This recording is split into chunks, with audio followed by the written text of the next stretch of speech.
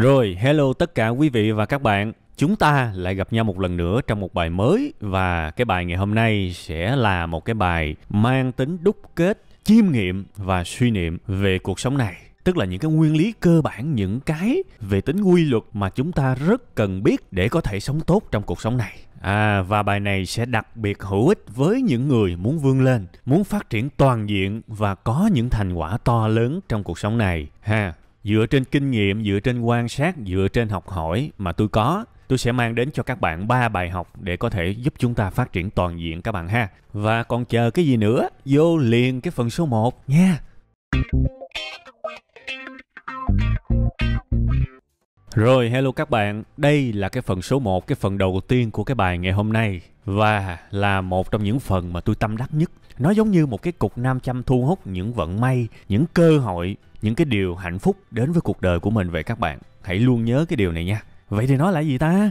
Chưa, từ từ tôi giải thích ha. Bây giờ tôi hỏi các bạn vài câu trước đi rồi tôi khui ra cho nó hấp dẫn. Đương nhiên là tôi cũng tính tới tính lui rồi. Giảng theo cái cách mà khúc đầu mập mờ như thế này á, thực ra lại có ích cho các bạn sẽ hiểu nó dễ hơn ha.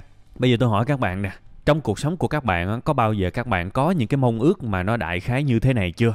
Thứ nhất là mình muốn có nhiều tiền đúng không? Thế thì mình hay nói những cái câu là ước gì mình có nhiều tiền. Có không? Cái này cũng phổ biến ha. Rồi thêm cái nữa. Những bạn mà chưa có người yêu, đang FA chẳng hạn. Thường các bạn sẽ có những cái suy nghĩ. Có người thì nói ra, có người thì để trong lòng. Nhưng đại khái là như thế này. Ước gì có ai đó yêu mình. Ước gì mình có gấu. Ước gì mình có ghệ. Đại khái như vậy. Có không? Có nhiều đó.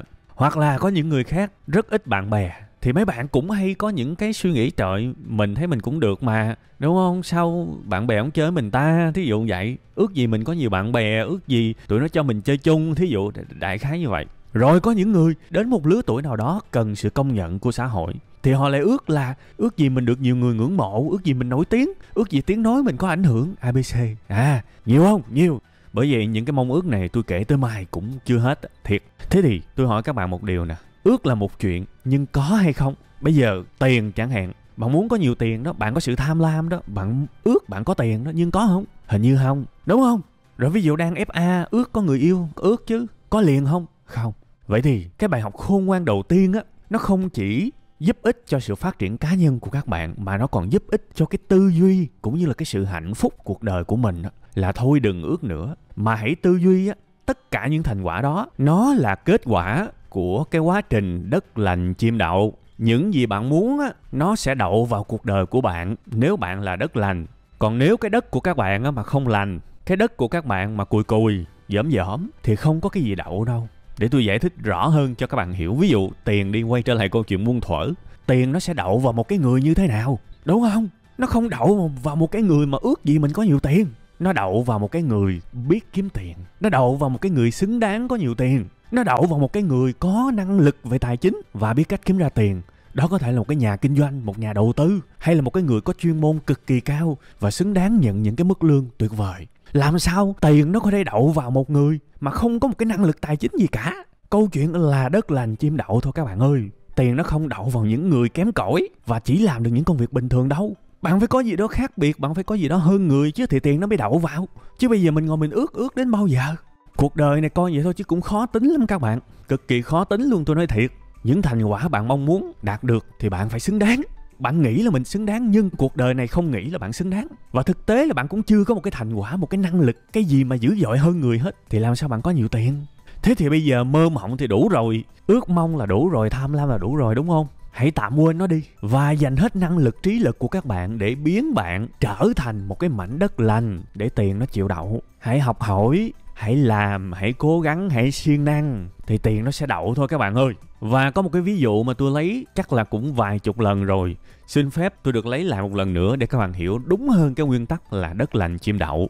Bây giờ một người mà có kiến thức về bất động sản, cực kỳ rành rẽ bất động sản, đi qua một cái mảnh đất liếc cái thôi là biết ngay cái mảnh đất đó là ngon hay không ngon rồi, cơ hội hay không cơ hội rồi, sinh lời hay không sinh lời rồi, đúng không? Còn cái người không biết thì sao? Đi qua một cái mảnh đất thấy miếng nào cũng ngon hết.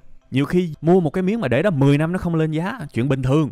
Vậy thì bây giờ á, cứ coi tiền, cứ coi lợi nhuận là một cái con chim mà nó bay trên trời đi. Thế thì bây giờ nó đậu vô ai? Nó đậu vô một cái người có kinh nghiệm, có bản lĩnh, có kiến thức, hay là nó đậu vô một tay mơ? đúng không? Tiền nó thông minh lắm các bạn, nó không có đậu vô mấy cái người tào lao đâu. Vậy thì câu chuyện ở đây vẫn muôn đời. Hoàn thiện bản thân mình đi các bạn, học hỏi đi, cố gắng nỗ lực đi. Đây là những năm 2020 mấy. Trời ơi, tư liệu khắp nơi, trên Google, trên YouTube, trong nhà sách. Tư liệu đè mình muốn ná thở luôn á. Nó không thiếu các bạn. Chúng ta đang gặp cái khủng hoảng về cái tính lười biếng thôi. Chứ mà chúng ta không thiếu những tư liệu, những kiến thức để học. Bạn phải chứng minh bạn xứng đáng. Bạn phải hiểu biết về một cái chuyện gì đó. Thì cái tiền là cái kết quả của cái việc đó, nó mới sinh ra, nó bu vô người bạn được chứ. Còn không thì khó lắm. Những cái anh mà không có nhiều bạn bè cũng thế. Cứ xem bạn bè là những con chim bay trên trời đi. Bạn có cái gì để người ta phải đậu, người ta phải thu hút, đúng không? Bạn có nhạc quá không? Bạn có vô duyên quá không? Bạn có kém thú vị quá không? Để cho người ta không chơi với bạn. Đừng có bắt người ta phải chơi với mình. Điều quan trọng là mình hãy tập trung hết 100% vào cái việc biến mình trở thành một người thú vị hơn đi. Tự nhiên mình có bạn à. Khi mình tập trung vào mình, tập trung hoàn toàn vào cái việc phát triển mình và không cầu xin người khác phải chơi với mình, lạ kỳ thay các bạn, người ta lại thích chơi với mình. Lúc đó nó mới ngộ chứ. Tại vì mình có một sức hút, mình là một cái mảnh đất lành để người ta ghé vào. Bạn cứ nhìn thấy đi, rất nhiều người có nhiều bạn bè đúng không? Tại sao? Thứ nhất là họ giỏi, thứ hai có thể là họ vui tính, thứ ba có thể là họ chân thành, thứ tư có thể là họ giàu, ví dụ vậy. Tùy. Nhưng người ta là một cái dạng đất lành nào đó, người ta mới thu hút các bạn. Vậy thì cái phần 1 này á, hãy tư duy đất lành chim đậu, hãy tập trung hết mức hoàn thiện mình đi. Và rồi những thứ xung quanh nó sẽ bị thu hút về mình. Chứ không phải làm ngược lại, lúc nào cũng cầu cạnh, lúc nào cũng ước mơ, lúc nào cũng muốn năn nỉ mấy cái thằng kia nó hãy đậu vào mình đi, trong khi mình chán ngắt à. Sao nó đậu nổi? Bạn hiểu ý tôi không? Nha, đây là một cái tư duy rất quan trọng để có thể phát triển toàn diện. Bạn đặt hết trách nhiệm về mình và bạn hiểu nếu bạn ngon thì bạn dư sức thu hút những cái điều kia. Đó là một cái tư duy rất trách nhiệm các bạn. Và tôi thấy 100% những người thành công trong cuộc sống này mà tôi gặp, ai cũng có cái tính cách đó. Tôi nói thiệt. Hy vọng cái phần số 1 này sẽ giúp các bạn thay đổi được chút xíu trong suy nghĩ ha. Bây giờ mình qua cái bài học số 2. Rồi, mến chào các bạn. Đây là cái phần số 2 các bạn ha. Một cái bài học tiếp theo để chúng ta có thể phát triển toàn diện, phát triển mỗi ngày, phát triển từ bây giờ cho tới cuối đời luôn. Tôi nói thiệt, cũng là một trong những cái điều suy niệm mà tôi cảm thấy vô cùng quý giá của cuộc sống mình khi mà mình phát hiện ra. Đương nhiên tôi không phải là tác giả của nó, tôi nghĩ là nhiều người mà chịu suy nghĩ xíu thì cũng có thể dễ dàng nhìn ra được cái điều này. Thế thì nó là gì đây? Thưa quý vị và các bạn, một trong những cái đặc điểm của những người mà tôi biết, những người mà tôi ngưỡng mộ đó, cực kỳ ngưỡng mộ luôn á, thì họ có cái đặc điểm là kiểu như thế này nè. Họ rất là khó tính với mình, khó tính với bản thân họ đó, và họ dễ tính với người khác. Đó là một cái đặc điểm quan trọng các bạn. Và cũng hơi buồn, chỗ này nói thiệt, nếu mà các bạn tinh ý, các bạn nhìn cuộc sống á, thì các bạn sẽ thấy một cái nhóm đông sẽ làm ngược lại, cực kỳ khó tính với người khác nhưng lại dễ dãi với bản thân mình, đúng không? Chúng ta sẽ dễ thấy điều này. Vậy thì một cái đức tính đơn giản như thế này, tại sao nó lại liên quan tới cái sự phát triển toàn diện của cuộc sống của mình? Thưa các bạn, năng lượng của chúng ta là có hạn các bạn. Chúng ta không phải là thánh thần để mà chúng ta có đủ năng lượng để cái gì chúng ta cũng có thể quan tâm, để cái gì chúng ta cũng có thể dành thời gian công sức cho nó được. Chúng ta chỉ có thể dành thời gian công sức cho một vài thứ thôi, vì chúng ta là con người và nguồn lực của chúng ta là hữu hạn chứ không phải là vô hạn. Thế thì giả sử bạn là một cái người mà nuông chiều bản thân và đặc biệt là khó tính với người khác, thì bạn sẽ dành rất nhiều năng lượng vào cuộc đời của người khác. Bạn sẽ đâm ra những cái hoạt động giống như là săm soi, giống như là phê bình, giống như là khắt khe cực độ với người khác luôn. Và đôi khi bạn bị cuốn theo cái điều đó đó. Đôi khi bạn bị cuốn theo và bạn quên mất một cái điều quan trọng và cực kỳ ý nghĩa với cuộc sống của bạn, là hình như mình quên luôn về cái sự phát triển của bản thân mình. Tại vì tôi nói rồi, năng lượng có hạn các bạn, năng lượng có hạn. Và nếu các bạn đi làm ở những công ty, các bạn sẽ rất dễ nhìn thấy cái sự việc như thế này. Có những cái nhóm người đó tụm 5 tụm 3 và nói xấu người khác, nói xấu ngày này qua tháng nọ, săm soi con này cặp với thằng này, rồi nhà con đó, nhà thằng đó ABC, rồi nó thế này thế nọ, đại khái như vậy. Bạn hãy nhìn những người đó đi, bạn nhìn thử coi những người đó họ có phát triển hay không, hay là họ luôn luôn như vậy. Bạn nhìn thử coi họ có phát triển không. Và tôi cũng đã từng mắt thấy tai nghe những cái việc này rồi, và tôi khẳng định với các bạn luôn, ít nhất trong vòng tròn mối quan hệ của tôi, không ai trong số họ là phát triển cả. Vì như tôi đã giải thích với các bạn, năng lượng của chúng ta là có giới hạn. Và nếu mà các bạn dành hết năng lượng vào cuộc đời của người khác, tuy là cho các bạn một số cái sự khoái lạc, vì tôi biết có những người rất vui khi nhìn thấy người khác vấp ngã, họ khoái lạc lắm. Có những người luôn luôn quan tâm tới cuộc đời của người khác, luôn luôn chỉ trích, luôn luôn ganh tị, luôn luôn để ý, luôn luôn khắt khe cực độ, và quên luôn cái sự phát triển của chính bản thân mình. Thì tôi hỏi các bạn có một cái cơ hội nào để vươn lên với những người mà quên cái sự phát triển của cá nhân mình không? Có không? Các bạn ráng suy nghĩ về câu trả lời này ha. Và nếu được, hãy trả lời một cách thỏa đáng và trong đầu của các bạn thôi cũng được. Không cần phải trả lời ra ngoài. Ví dụ ở văn phòng đi, chuyên đi xăm xôi đi nói xấu người khác, đại loại ABC. Và bạn vẫn thấy họ phát triển toàn diện. Thì hãy cố gắng kể ra coi họ là ai và họ phát triển toàn diện chỗ nào. Tri thức của họ có đi lên hay không? Sự hạnh phúc của họ có đi lên hay không? Tiền bạc của họ có đi lên hay không? Sức khỏe của họ có đi lên hay không? Hay là họ chỉ phát triển được một ít mặt thôi? Và đại đa số thì nó kéo lùi. Hãy quan sát thật tinh tế nha. Lấy chính cuộc đời của các bạn và soi chiếu nha. Ở đây không có sự mà chụp mũ hay là ép buộc gì cả. Tại vì chúng ta sẽ không bao giờ ngắm sâu sắc được nếu chỉ đơn thuần lấy ví dụ của người khác và áp dụng vào cuộc đời của mình. Chúng ta chỉ thực sự tin tưởng một cái điều gì đó khi chính mình chứng nghiệm cái điều đó. Thì đây là cái phần mà tôi để cho các bạn tự nhìn. Còn bây giờ nói về cái sự chủ quan cũng như là kinh nghiệm cá nhân của tôi thì tôi bảo rồi đó. Tôi chưa từng thấy ai thực sự phát triển toàn diện và bền vững về lâu về dài nếu mà họ có một cái tâm thế là cực kỳ khắt khe với người khác nhưng lại nuông chiều với bản thân mình. Không bao giờ có. Vậy thì bây giờ bài học ở đây là gì? Bài học ở đây là làm ngược lại thôi các bạn. Hãy khắt khe với chính bạn đi và dễ tính hơn với người khác. Có những người khác mà để trong dấu nháy nha. Mà nếu mà họ không can dự gì tới cuộc sống của bạn, họ hoàn toàn xa lạ. Và những cái việc họ làm thực ra cũng chả phải gọi là cái gì mà quá ghê gớm. Ví dụ họ quen với ai, họ ăn cái gì, họ mua cái gì. Ví dụ vậy, những cái điều mà hoàn toàn vô nghĩa khi chúng ta quan tâm. Thì nếu được những cái việc đó bạn đừng quan tâm luôn thì càng tốt cho bạn. Một ngày chúng ta chỉ có 24 tiếng thôi, đúng không? Ăn ngủ hết thì cũng 10 tiếng rồi, còn có 14 tiếng à. Đi làm 8 tiếng thì chỉ còn 6 tiếng lặt vặt này nọ thôi. Đúng không? Chúng ta đâu có quá nhiều thời gian đâu các bạn. Mà các bạn dành hết thời gian quan tâm tới cuộc sống của người khác thì cuộc đời của các bạn thật là khó để có thể đi lên. Thật là khó luôn. Thôi, mình làm ngược lại đi các bạn. Bớt quan tâm tới người khác đi, quan tâm tới mình đi. Trời ơi, cuộc đời của mình cũng còn nhiều vấn đề cần giải quyết lắm chứ. Có những cái ước mơ của mình đã thực hiện xong chưa? Có những vấn đề sức khỏe của mình đã cải thiện xong chưa? Có những cái tính xấu của mình đã khắc phục xong chưa? Trời ơi, còn một nồi luôn không chịu đi lo mấy cái tính xấu của người khác. Mình đi giải cứu thế giới chỉ vậy. Trong khi đó mình còn chưa làm xong các bạn. Thật luôn. Đương nhiên có một cái khuynh hướng của con người các bạn. Tôi không nói tất cả nhưng có tồn tại những người mà trốn tránh sự yếu kém của mình bằng cách là tập trung vào sự yếu kém của người khác. Nó cho chúng ta một cái sự khuây khỏa các bạn. Nhưng đây cũng là một cái tính cách nguy hiểm. Tại vì nó chỉ cho mình cái sự khuây khỏa trong chốc lát thôi. Còn cái hậu quả của sự yếu kém của bản thân mình đó, lúc nào mình chả phải nhận. Mình là người nhận hết các bạn. Và đừng có đẩy mình vào cái sự bi kịch như vậy. Bạn có thể chửi thằng kia đá banh ngu chẳng hạn ha. Bạn có thể chửi là con nhỏ đó cặp với thằng A, thằng B, thằng C gì đó. Ok, bạn có thể chửi. Bạn cảm thấy sướng lúc đó. Nhưng nếu giả sử thu nhập của bạn chưa tốt thì bạn có chửi ai đi chăng nữa thì thu nhập của bạn vẫn chưa tốt. Bạn hiểu ý tôi không? Bạn vẫn đứng ở chỗ đó, nếu không muốn nói là đi lùi luôn á. Thế thì tại sao bạn không có tập trung năng lượng để giải quyết cái câu chuyện của bạn là hiện tại thu nhập của tôi chưa tốt? Tại sao bạn không tập trung năng lượng để giải quyết một cái câu chuyện là ok, sáng nay tôi thức dậy, sao tôi thấy nhức đầu, tôi đau lưng quá ta? Tôi có vấn đề gì không? Ví dụ vậy. Bạn tập trung và khắt khe với mình đi thì bạn sẽ phát triển lên. Bạn sẽ hạnh phúc hơn. Bạn không muốn hạnh phúc à? Bạn muốn chứ, đúng không? Vậy thì tại sao mình không thử sống khác đi chút xíu? Ha? Sau cái phần số 2 này tôi không hy vọng ai đó sẽ giác ngộ này nọ. Thiệt. Tại vì nhận ra những cái điều này đôi khi cũng là sự dũng cảm. Tại vì mình sẽ phải bắt bản thân mình quay ngược vào trong và nhìn những đống hỗn độn trong chính cuộc đời của mình. Điều đó khó vô cùng các bạn. Thành ra các bạn không nhất thiết phải làm liền đâu.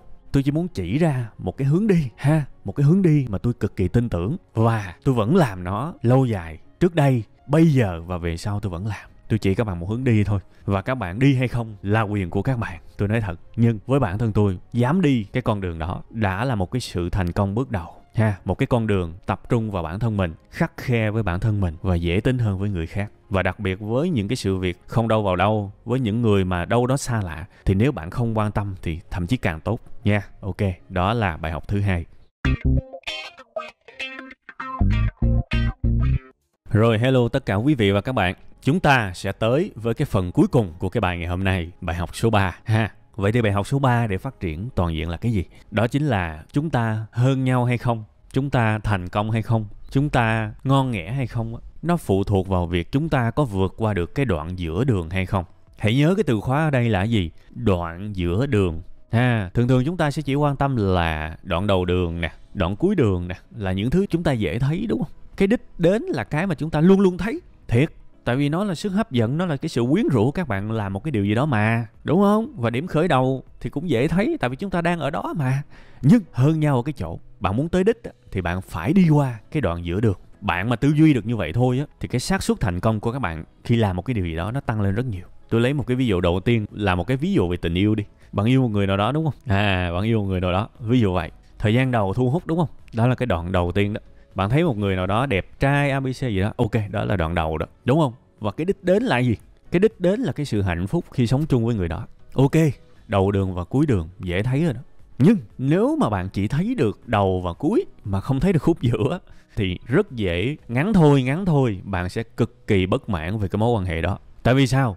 Đoạn giữa đường là cái đoạn mà nó làm cho các bạn nhìn thấy được sự thật. Nó làm cho các bạn nhìn thấy được đủ vấn đề. Và để tôi xoáy thêm nữa để các bạn hiểu. Bây giờ nói lại về đoạn đầu đường. Bạn gặp một chàng trai nào đó đúng không? Và bạn thấy bị thu hút. Cái đoạn đầu đường bạn chỉ thấy họ, thứ nhất đẹp trai, thứ hai ga lăng, thứ ba công ăn việc làm ổn định, thứ tư ân cần, thứ năm giỏi, thí dụ vậy. Cái đoạn đầu đường là cái đoạn thấy toàn là điều tích cực. Thế thì khoái rồi, mê rồi, quyết định quen, đúng không? Thế thì cặp tình nhân vẫn cứ quen nhau, vẫn cứ qua lại, vẫn cứ say đắm và dịch chuyển dần dần trên con đường tình yêu. Rồi đến một ngày đẹp trời, phải đến thôi, họ bắt đầu đi đến đoạn giữa đường. Đây là cái đoạn mà hai người bắt đầu nhìn thấy được cái mặt trái của nhau. Cái anh chàng đẹp trai đó, hóa ra ảnh ở dơ. Cái anh chàng chân thành đó, hóa ra ảnh có một cái tật xấu là ảnh mê chơi game. Cái anh chàng chân thành đó, ảnh có một cái mặt trái khác, đó là ảnh rất gia trưởng. Đây, cái đoạn giữa này là cái đoạn rất dễ làm cho người ta say goodbye đường ai nấy đi, đúng không? Có ai đây chia tay với một người nào đó bao giờ chưa? Và nếu mà các bạn chia tay với một người nào đó, rất có thể bạn chia tay ở đoạn giữa đường. Công nhận không? Từ từ tôi sẽ nói về câu chuyện thành công. Bây giờ mình nói về câu chuyện tình cảm trước đi. Hạnh phúc hay không trong mọi thứ là qua được cái đoạn này. Thế thì bây giờ câu chuyện đơn giản của tình yêu đó là bạn yêu một người nào đó, bạn sẽ cần phải chấp nhận cả mặt tốt và mặt xấu của người đó thì bạn mới có thể đi đến cùng trời cuối đất với người đó được. Chỉ có cái tư duy đó bạn mới có thể đi qua được cái đoạn giữa đường. Còn không thì không bao giờ bạn đi nổi. Tại vì trên đời này cái gì cũng có hai mặt. Và không bao giờ tồn tại một người đàn ông hay một người phụ nữ chỉ có những tính tốt. Không bao giờ. Những cái cặp đôi hạnh phúc á, họ có một cái điều đáng ngưỡng mộ là họ chịu được cả điểm xấu và điểm tốt của nhau. Họ đã vượt qua được cái thử thách rất to ở giữa đường và thế là họ rất hạnh phúc các bạn. Và cái đoạn giữa đường này là một cái đoạn phải học nha. Đó là cái đoạn bản thân mình thích nghi, bản thân mình dung hòa hạ bớt cái tôi của mình xuống để chấp nhận những điều đó và cùng nhau hướng tới. Đương nhiên, mình chấp nhận điểm xấu của người ta thì người ta cũng phải chấp nhận điểm xấu của mình. Và hay hơn hết nếu mà ngay từ đầu thỏa thuận và khui luôn đi điểm tốt, điểm xấu của nhau thì như vậy nó đỡ mất công, đỡ mất thời gian, đúng không? Thiệt. Và nếu mà cảm thấy là không chịu được điểm xấu của người đó ngay từ đầu thì cái giai đoạn đó mà chia tay nó cũng bớt đau khổ tại vì chưa có lậm nhau. Các bạn thấy đúng không? Tôi nghĩ đó là cái sự thông minh trong tình yêu. Không phải tôi nói là cái suy nghĩ của tôi là về cái việc này thông minh nha. Mà đây cũng chỉ là bài học mà tôi học được trong cuộc sống thôi. Và tôi nghĩ bài học đó là một bài học thông minh. Thế thì bây giờ ví dụ tình yêu với chúng ta đó, mà nếu một cách bền vững và lành mạnh nhất đó là chúng ta sẽ đi tìm những người mà mình sẵn sàng chấp nhận được điểm xấu và điểm tốt của họ, cũng như họ chấp nhận được điểm xấu và điểm tốt của mình và thành thật với nhau ngay từ đầu. Thì đó là một con đường tuyệt vời. Tại vì chuyện hôn nhân là chuyện cả đời mà. Nên tôi nghĩ là chúng ta cũng phải khắt khe, cũng phải nghiêm túc trong cái việc sàng lọc, chứ không phải là nhắm mắt xuôi tay đưa chân tầm bậy được. Và mình nên tích cực trong cái việc tuyển chọn. Tôi nói thiệt, đúng không? Đó là hạnh phúc lâu dài. Và bây giờ có thể các bạn mất 1 năm, 2 năm, 3 năm, 5 năm để thực sự khắt khe trong cái việc tuyển chọn đó. Thì nếu các bạn chọn ok thì có thể 50 năm, 60 năm sau trong cái con đường hạnh phúc của bạn, bạn sẽ hoàn toàn bớt vất vả, bớt chông gai hơn trong cái việc duy trì hạnh phúc. Cái đó là sự thật các bạn. Và đây là cái kinh nghiệm mà tôi đúc kết trong cuộc sống này thôi nha. Các bạn cứ xem cái việc này như sự tham khảo thôi, các bạn không nhất thiết phải đồng ý. Đó là câu chuyện về hạnh phúc. Còn câu chuyện về thành công thì sao? Khi các bạn đi vào một cái lĩnh vực nào đó thì bản chất nó cũng vậy thôi. Các bạn lúc nào cũng đam mê, lúc nào cũng mê, cũng say đắm này nọ. Nhưng mà tôi thường tôi thấy những cái ông nào mà lúc mới vô một cái gì đó mà hay tuyên bố như vậy đó thì mấy ông đó dễ bỏ lắm. Tại vì cũng y chang như trong tình yêu. Thấy một cô nào đó đẹp, một cô nào đó vui tính là lao vào thôi. Mà cũng không cần biết là cổ có cái tính xấu gì. Thì công việc cũng vậy các bạn. Bạn vô một công việc bạn thấy cái kết quả của nó thôi à. Bạn thấy cái hấp dẫn của nó thôi, cái cám dỗ của nó thôi. Chứ bạn không biết mặt trái của nó là gì. Thì làm sao bạn có thể sống với nó lâu dài được. Ví dụ bây giờ bạn bảo là bạn thích làm ca sĩ đi, thích làm người nổi tiếng. Thì ok, bạn có hào quang, đúng không? bạn sẽ có sức hấp dẫn, đó là cái đích đến đó. Bạn sẽ có nhiều tiền, ok, cho luôn, đó là cái đích đến đó. Và cái điểm khởi đầu là sao? Là bây giờ vị trí hiện tại của bạn nè, đúng không? Điểm đầu và điểm cuối vậy đó. Nhưng cái điểm giữa thì sao? Bạn sẽ phải mất cái gì chứ? Bạn sẽ phải có một cái điều gì đó mà phải trả giá chứ. Có thể là sự mất tự do khi làm người nổi tiếng. Có thể là cái ngành này nó quá phức tạp, rất dễ bị đấu đá, rất dễ bị chơi xấu, ví dụ vậy. Bạn có chấp nhận nổi những điều đó hay không? Đó là mặt trái của cái nghề. Không phải là tất cả nha, nhưng tôi nói là các bạn cứ nói chuyện với những người trong nghề, các bạn sẽ nghe họ kể về những cái việc này nhiều lắm, đúng không? Rồi vô vàn mặt trái khác. Bạn nhắm bạn chịu nổi không? Nếu chịu nổi, ok chơi. Đó là đam mê thiệt á. Còn nếu mà nghe những cái này lạnh sống lưng thì ok, kiếm việc khác đi. Thiệt, khởi nghiệp cũng vậy các bạn. Các bạn cứ lên Google, các bạn gõ mặt trái của khởi nghiệp, đúng không? Điều tiêu cực của khởi nghiệp, những cái giá phải trả khi khởi nghiệp, và đại khái như vậy. Đọc hết đi, dễ lắm. Đọc hết đi và tham khảo cái đoạn giữa đường từ đầu đi. Nếu chịu được chơi, không chịu được thôi, kiếm cái khác ha.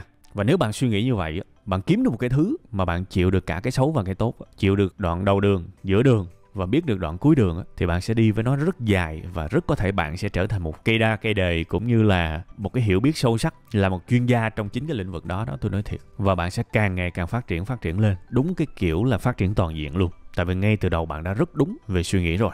Rồi, như vậy là các bạn đã vừa nghe xong 3 cái tư duy, 3 cái bài học lớn. Tôi nghĩ là rất quan trọng để chúng ta có thể phát triển toàn diện, chúng ta có thể đi lên, chúng ta có thể chạm tới được thành công trong bất cứ cái lĩnh vực nào mà mình nhúng tay vào. Thành công lớn hay nhỏ thì tôi không biết, nhưng thành công theo cái nghĩa mà ít người có thì tôi tin rằng chúng ta có thể chạm được nếu chúng ta có 3 cái tư duy này. Hy vọng là cái bài này sẽ giúp ích được nhiều cho các bạn về lâu về dài ha.